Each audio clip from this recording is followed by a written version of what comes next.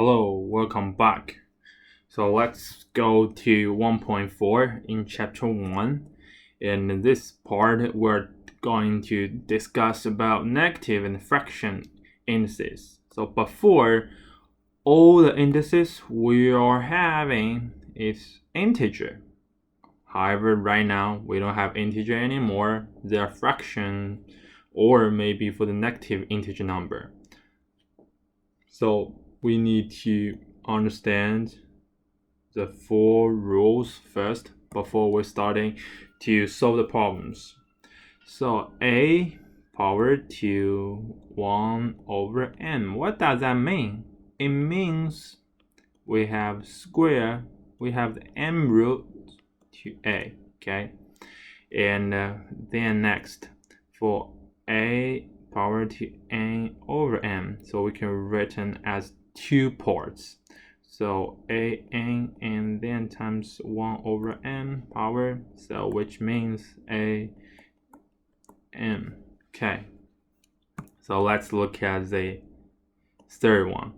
A power to negative m. What does this negative means? It means we can convert into 1 over an.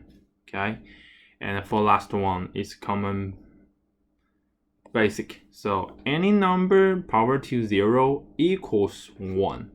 Alright, so let's try to use this rule to solve the problems. So let's look at the example 9. For the a, so you have x cubic over x negative 3. So which is x3 minus 3, which is x power to 6. Let's look at b. So x 1/2 times x. So they are still following the rule. So you could use 1/2 times 3 over 2, which is x squared. Okay, so let's look at the c. X cubic times 2 over 3, still x squared. Okay, so let's look at the d. So you have 2 times 1.5 divided by 4x negative 0.25. So it's still constant 1 over 2, and then x 1.5 minus negative 25. So you should have the final answer 1/2 x 1.75. Alright, so let's look at e. So you have square cubic root 125x6. You can convert it into back so that you have 1/3, and then we could written 125 equals 5 cubic, okay? And then we have 5 cubic, then 1/3 times x6, then 1/3. So the final answer should be 5x squared. Alright, so let's look at the f.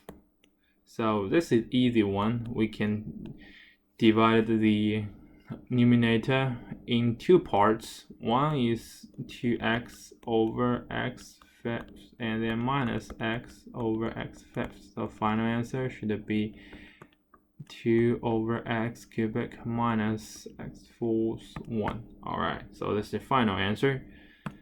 Let's go to example 10. So you have 9 power to 1/2.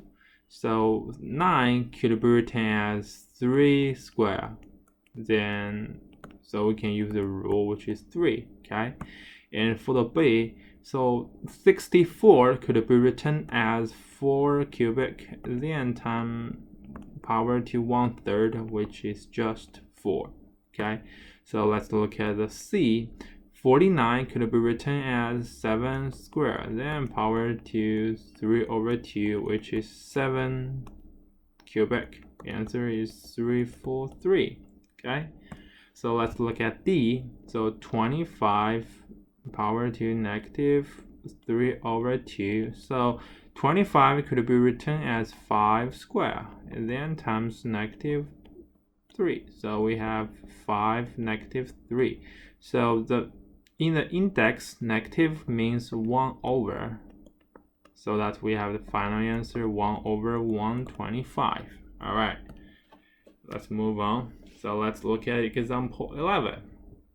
So given that y equals 1 over 16 times x squared, express each of the following in the form k times x power to n, so where k and n are constants. So we need to calculate it. So we have y equals 1 over 16 times x squared. So we should, for a, 1 over x, then 1/2. So we could written 1 over 16 into 1 over 4 squared times x squared, and then power to 1/2, so should it be 1 over 4 times x. All right, so let's look at b. So 4 times y power to -1, we have 4 times 1 over 16, then x squared, and then minus 1. So we just take it inverse. So 4 times 16 over x squared. So the final answer should be 64 over x squared. Alright, so you could also written as a form in the b, which is the answer we want, so which is 64 times x power to -2. Alright, so we finish all the examples, and you have enough time to do the exercises 1D. And since we have limited time in the tutorial time, so I wish you could finish them all and check the answer in the book. And hopefully you could get it all correct. If you have any questions, you could leave your comments down below the video. If I have time, I'm going to answer you. And alright, so this is end of our today's tutorial. I will see you next time.